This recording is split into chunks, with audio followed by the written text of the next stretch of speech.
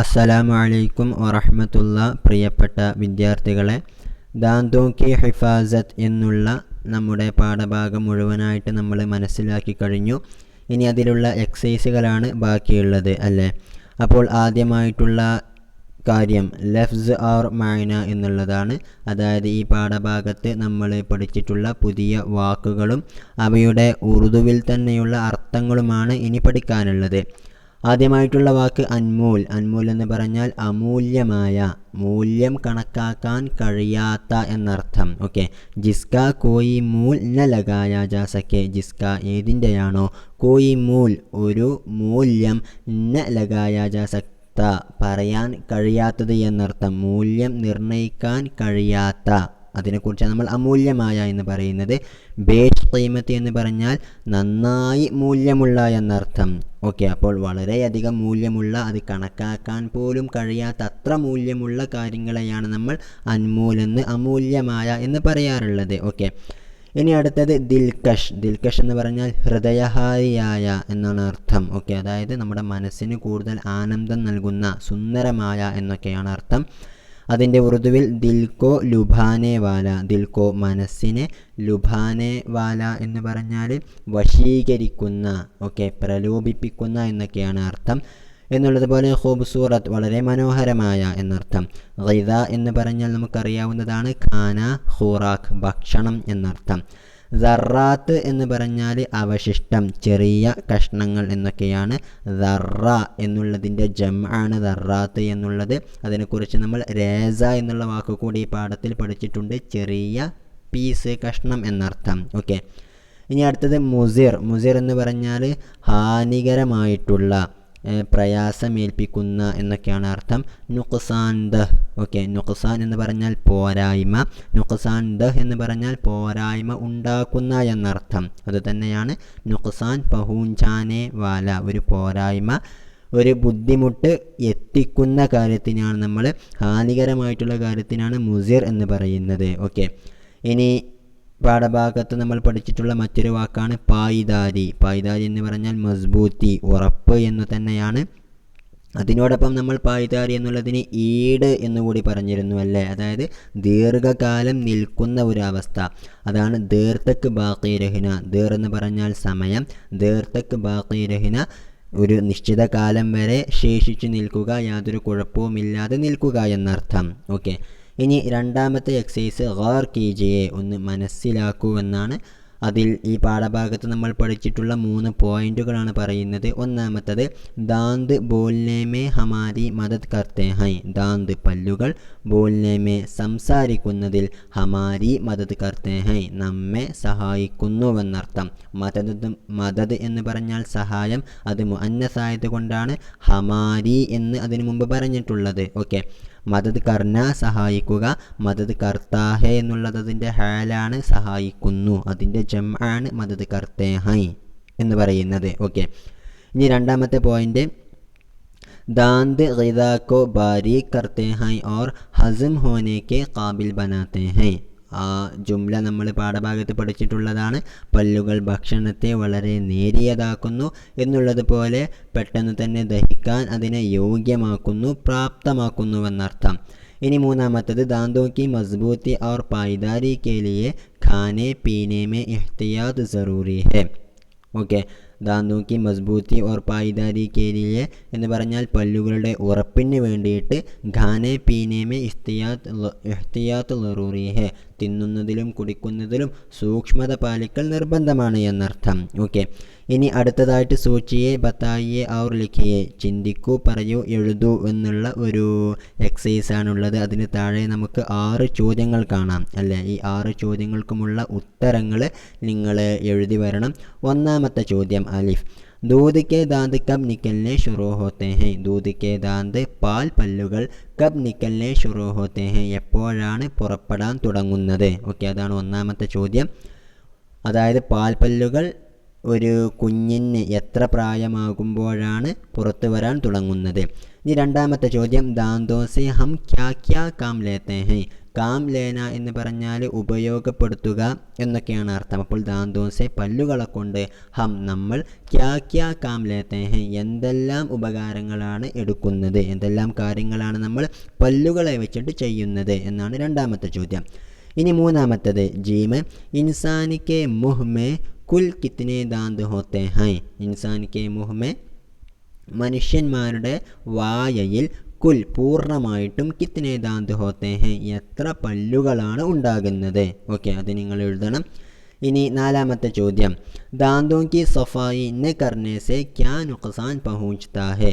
ദാന്തോं की सफाई പല്ലുകളുടെ വൃത്തി ന കർണേസെ ചെയ്യാത്തതിനാൽ, പല്ലുകളെ വൃത്തിയാക്കാത്തതിനാൽ ക്യാ നുക്സാൻ പഹൂഞ്ചത്താഹെ എന്തെല്ലാം പോരായ്മകളാണ് എത്തുന്നത്. അപ്പോൾ പല്ല് വൃത്തിയാക്കാതിരുന്നാൽ എന്തെല്ലാം പ്രശ്നങ്ങളാണ് ഉണ്ടാവുക എന്നതാണ് നാലാമത്തെ ചോദ്യം.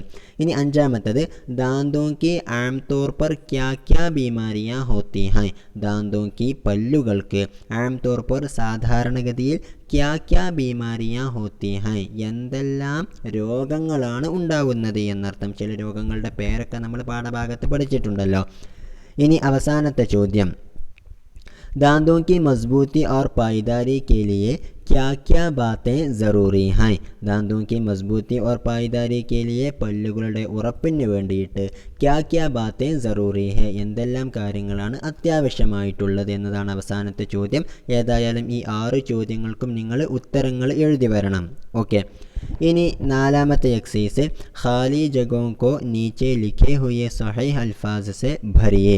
ഖാലി ജഗോं को കാലിയായി കിടക്കുന്ന സ്ഥലങ്ങളെ നീച്ചെ ലിഖേ ഹുയെ സഹീഹ് അൽഫാസ് സെ താഴെ എഴുതപ്പെട്ടിട്ടുള്ള ശരിയായിട്ടുള്ള പദങ്ങളാൽ ഭരിയെ നിറക്കൂ എന്നാണ്. ഓക്കെ, ഭർന എന്ന് പറഞ്ഞാൽ നിറക്കുക എന്നാണെന്ന് നമുക്കറിയാമല്ലോ. ലിഖ്ന എന്നാൽ എഴുതുക, ലിഖേ ഹുയ എന്ന് പറഞ്ഞാൽ എഴുതപ്പെട്ട എന്നർത്ഥം. അതൊക്കെ നമ്മൾ മുമ്പത്തെ പാഠങ്ങളിലൊക്കെ ആയിട്ട് പഠിച്ചിട്ടുള്ളതാണ്. അപ്പോൾ അതിന് താഴെ നമുക്ക് 5 ജുംലകൾ കാണാം. ആ 5 ജുംലയിലും ചില സ്ഥലങ്ങളിലെല്ലാം ഡാഷ് കാണാം. ഓക്കെ, ഒഴിഞ്ഞു കിടക്കുന്നതായിട്ട് കാണാം. അപ്പോൾ അവിടെ എന്തു ചെയ്യണം? അതിൻ്റെ മുകളിൽ നൽകിയിട്ടുള്ള ഗിദ, ബൂഢോ, ദിൽകഷ്, 28, ഹസം, റേസെ എന്നുള്ള ഈ 6 പദങ്ങളെ കൊണ്ട് ആ ഡാഷിട്ട ഭാഗങ്ങളിൽ പൂരിപ്പിക്കാനാണ്. ഓക്കെ, ദാന്ത് ഹമാരെ ചെഹ്റേക്കോ ഡാഷ് ബനാത്തെ ഹൈ എന്നുള്ളിടത്ത് ദിൽകഷ് എന്നുള്ള പദമായിരിക്കും ഉണ്ടാകുന്നത് അല്ലേ. രണ്ടാമത്തത് ആപ്പിനെ ഐസേ ഡാഷ് കോ ദേഖാ ഹോഗ, അവിടെ നമ്മൾ പഠിച്ചിട്ടുള്ളതാണ് ബൂഢോं को देखा होगा എന്നതായിരിക്കും വരുന്നത്. ജിൻകെ ദാന്ത് നഹി ഹോത്തെ. ഇനി മൂന്നാമത്തത് ആംതോർ പർ മുസ്തഖിൽ ദാന്തോं की तादाद ഡാഷ് ഹോത്തി ഹൈ. സാധാരണഗതിയിൽ മുസ്തഖിൽ ദാന്തോं की तादाद എന്ന് പറഞ്ഞാൽ നമ്മുടെ ശരീരത്തിൽ വായിൽ എപ്പോഴും നിൽക്കുന്ന പല്ലുകളുടെ എണ്ണം ഡാഷ് ഹോത്തി ഹൈ എന്ന് പറഞ്ഞാൽ 28 ഹോത്തി ഹൈ. ഓക്കെ, 28 ആകുന്നത് എന്നർത്ഥം. ഇനി അടുത്തത് ദാന്ത് ഡാഷ് കോ ബാരി കർത്തെ ഹൈ ഓർ ജൽദ് ഡാഷ് ഹോനെ കെ കാബിൽ ബനാത്തെ ഹൈ. അവിടെ പൂരിപ്പിക്കാനുള്ളത് നിങ്ങൾക്കിപ്പോൾ തന്നെ അറിയാമായിരിക്കും. ദാന്ത് ഗിദാ കോ ബാരി കർത്തെ ഹൈ ഓർ ജൽദ് ഹസം ഹോനെ കെ കാബിൽ ബനാത്തെ ഹൈ എന്നുള്ളതാണ്. ഇനി അവസാനത്തത് ഉസ്തറ ദാന്തോं की सफाई से उनमें അടക്കേ ഹുയേ ഡാഷ് നിക്കൽ ജാത്തേ ഹൈ എന്നുള്ളിടത്ത് എന്താണ്? രേസെ എന്നായിരിക്കുമല്ലേ. ഓക്കെ, അപ്പോൾ പല്ല് വൃത്തിയാക്കുന്നത് കൊണ്ട് അവയിൽ തടസ്സമായിട്ട് നിൽക്കുന്ന ചെറിയ ചെറിയ അവശിഷ്ടങ്ങൾ പുറത്തു വരുന്നുവെന്നർത്ഥം. അവിടെ രേസെ എന്നുള്ള വാക്കാണ് എന്ത് ചെയ്യേണ്ടത്? നമ്മൾ പൂരിപ്പിക്കേണ്ടത്. ഇനി അഞ്ചാമത്തത് ഇൻ ലഫ്സോं को जुमले में इस्तेमाल कीजिए. ഇൻ ലഫ്സോं को താഴെ തന്നിട്ടുള്ള പദങ്ങളെ ജുംലോമേ ഇസ്തിഅമാൽ കീജിയെ ജുംലയിൽ പ്രയോഗിക്കാനാണ് പറയുന്നത്. അതിന് താഴെയുള്ള ഗിദ, ഹസം, സഫായി, മുസിർ, പാബന്ദി, ഇഹ്തിയാത്ത്. ഓക്കെ, ഈ 6 പദങ്ങളെയും നിങ്ങൾ സ്വന്തമായിട്ടുള്ള ജുംലയിൽ പ്രയോഗിച്ചിട്ട് എഴുതിക്കൊണ്ടുവരണം എന്നർത്ഥം. ഓക്കെ, ഇനി ആറാമത്തത് ഇൻ ലഫ്സോं के नीचे उनके वाहिद लिखिए. ഓക്കെ, അതിന് താഴെ ജംഅ് വാഹിദ് എന്ന് പറഞ്ഞുകൊണ്ട് 2 കോളങ്ങൾ കാണാം. ജംഅന് നേരെ അജ്സാം, അൽഫാസ്, മുഷ്കിലാത്ത്, അത്വാർ, ദറാത്ത്, ഷുറൂആത്ത് എന്നൊക്കെ കാണാം. അവയെല്ലാം ജംഅ് ആയിട്ടുള്ള പദങ്ങളാണ്. അവയുടെയെല്ലാം മുഫ്രദാണ് നിങ്ങൾ എഴുതേണ്ടത്. വാഹിദാണ് അതിന് താഴെ നിങ്ങൾ എഴുതേണ്ടത് എന്നർത്ഥം. ഓക്കെ, ഇനി അടുത്തത് इशारे के मुताबिक अलिफ और बे के तहत दिए हुए लफ्ज़ों को जोड़े मिलाइए. ഓക്കെ, ഇതിന് താഴെ അലിഫ് ബെ എന്ന് പറഞ്ഞുകൊണ്ട് രണ്ട് കോളങ്ങൾ കാണാം. അലിഫിന് താഴെയും അല്പം ചില വാക്കുകൾ സിഫത്തായിട്ട് നമുക്ക് കാണാം. അതിന് ബെ എന്നുള്ള അക്ഷരത്തിന് താഴെയായിട്ട് അല്പം ചില വാക്കുകളും കാണാം. ഓക്കെ, അപ്പോൾ അലിഫിൽ നിന്നും കൃത്യമായിട്ടുള്ള ഒരു സിഫത്ത് എടുത്തിട്ട് ബായിലുള്ള ബേയിലുള്ള പദങ്ങൾക്ക് നേരെ ജോഡിയാക്കാനാണ് ചോദ്യം. അതിലുള്ള ഒന്ന് നൽകിയതായിട്ട് നമുക്ക് കാണാം, അൻമൂൽ തുഹ്ഫ. അൻമൂൽ എന്നുള്ള സിഫത്ത് അമൂല്യമായ എന്നുള്ള സിഫത്തിനോട് യോജിച്ചത് തുഹ്ഫ എന്നുള്ള വാക്കാണ്. സമ്മാനം എന്നുള്ള വാക്കാണ് അതിവിടെ യോജിപ്പിച്ചതായിട്ട് കാണാം. ഇനി ബാക്കിയുള്ള സിഫത്തുകളെ കൂടി അതിനോട് യോജിച്ച പദങ്ങളിലേക്ക് യോജിപ്പിക്കാനാണ് ചോദ്യത്തിൽ പറയുന്നത്. ഓക്കെ, അപ്പോൾ അത് നിങ്ങൾ എഴുതി വരണമെന്നർത്ഥം. ഇനി അടുത്തതായിട്ട് എട്ടാമത്തത് പഠിയെ സമജിയെ ഔർ ലിഖിയെ. പഠിയെ വായിച്ചു നോക്കൂ, സമജിയെ മനസ്സിലാക്കുക, ഔർ ലിഖിയെ എന്നിട്ട് എഴുതൂ എന്നുള്ളതാണ് കാര്യത്തിൽ പറയുന്നത്. നമ്മൾ മുമ്പ് എന്ത് പഠിച്ചിരുന്നു? സിഫത്തിനെ കുറിച്ച് ഗുൽസാറെ ഉറുദു എന്നുള്ള പുസ്തകത്തിൽ നമ്മൾ പഠിച്ചിരുന്നു. അതിൻ്റെ ഒരു ചുരുക്ക രൂപമാണ് ഇവിടെ പറയുന്നത്. ഓക്കെ, അപ്പോൾ അവിടെ ठंडा पानी चमकदार दांद എന്ന് കാണാം. ठंडा पानी എന്ന് പറഞ്ഞാൽ തണുത്ത വെള്ളം, ചമക്ദാർ ദാന്ത് എന്ന് പറഞ്ഞാൽ വെട്ടിത്തിളങ്ങുന്ന പല്ലുകൾ എന്നർത്ഥം. ഓക്കെ, ഇവിടെ ठंडा എന്നുള്ളത് തണുത്ത എന്നുള്ളതൊരു സിഫത്താണ്, ചമക്ദാർ വെട്ടിത്തിളങ്ങുന്ന എന്നുള്ളത് സിഫത്താണ് അല്ലേ? അപ്പോൾ ഇത്തരത്തിലുള്ള ഒരു വിശേഷണത്തെയാണ് ठंडा ചമക്ദാർ എന്നുള്ള പദങ്ങളെല്ലാം സൂചിപ്പിക്കുന്നത്. അതിനുശേഷമുള്ള പാനി ദാന്തി എന്നൊക്കെയുള്ളത് സാധാരണയുള്ള ഇസ്മാണ്. ഓക്കെ, അതിനെക്കുറിച്ചാണ് താഴെ പറയുന്നത്, ഒന്ന് ശ്രദ്ധിക്കുക. ഇൻ ജുംലോമേ, ഈ പറയപ്പെട്ടിട്ടുള്ള ജുംലകളിൽ ठंडा പാനി ചമക്ദാർ ദാന്ത് എന്നുള്ളിടത്ത് പാനി ഔർ ദാന്ത് ഇസ്മഹൈ, പാനി എന്നുള്ളതും ദാന്ത് എന്നുള്ള പദങ്ങൾ ഇസ്മുകളാണ്.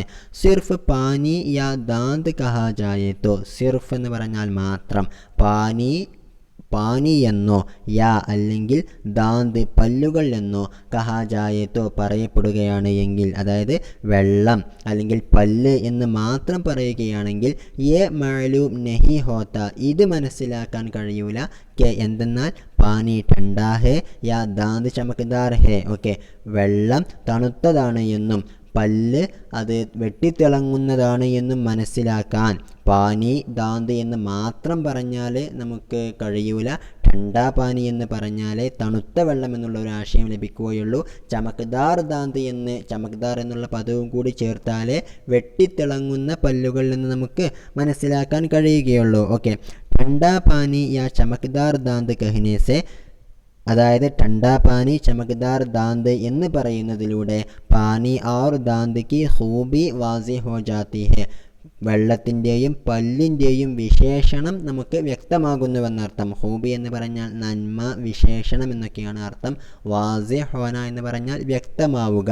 അപ്പോൾ പാനി ദാന്ത് എന്നുള്ളതിനോടൊപ്പം ठंडा ചമക്ദാർ എന്നൊക്കെ പറയുന്നതിലൂടെയാണ് അവയുടെ വിശേഷണങ്ങൾ നമുക്ക് മനസ്സിലാകുന്നത്. ഓക്കെ, ഇനി നമ്മൾ മനസ്സിലാക്കേണ്ടത് ठंडा ചമക്ദാർ എന്നുള്ള ഇത്തരം വിശേഷണത്തെ സൂചിപ്പിക്കുന്ന പദങ്ങൾക്കാണ് നമ്മൾ സിഫത്ത് എന്ന് പറയാറുള്ളത്. ഓക്കെ, ഐസെ അൽഫാസ്, ഇത്തരത്തിലുള്ള പദങ്ങൾ ജിൻസെ, ഏത് പദത്തിനാലാണോ കിസി ഇസ്മിക്ക് അച്ചായി യാ ബുറായി, ഏതെങ്കിലും ഒരു ഇസ്മിൻ്റെ നന്മ അല്ലെങ്കിൽ തിന്മ സോഹിർ ഹുവ പ്രകടമാകുന്നത്, സെ അത്തരത്തിലുള്ള പദങ്ങളെ സിഫത്ത് കഹ്തേ ഹൈ, സിഫത്ത് എന്നാണ് പറയുന്നത്. ഓക്കെ, ജയ്സെ, ഗരം, മീഠ, കട്ട.